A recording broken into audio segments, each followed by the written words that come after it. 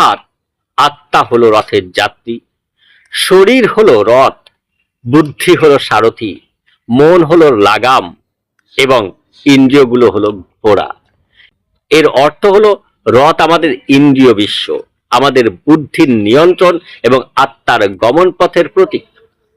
যখন জগন্নাথ রথে আরোহণ করেন, এর অর্থ হলো পরম চৈতন্যরূপ পরমাত্মা এই দেহরূপ রথে আরোহণ করেন, করে জগতের দিকে যাত্রা শুরু করেন।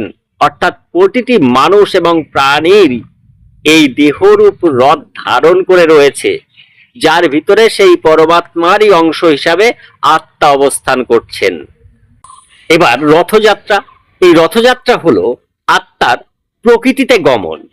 অর্থাৎ জগন্নাথ দেব যখন মূল মন্দির থেকে গুন্ডিচা মন্দিরে গমন করেন, তখন তা জীবাত্মার জড়জগতে অবতরণের প্রতীক।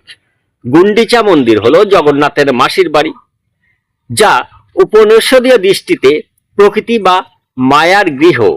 গুন্ডিচা শব্দকে গুণ এবং ইচ্ছা এই সমন্বয়ে ব্যাখ্যা করা হয়। গুন্ডিচা হচ্ছে গুণ কি? সত্য, রজ, তম গুণ, এবং ইচ্ছা কি? প্রবেশের ইচ্ছা। এই গুণময় জগতে প্রবেশ করার ইচ্ছা, এই যাত্রাকেই বোঝায় রথযাত্রা।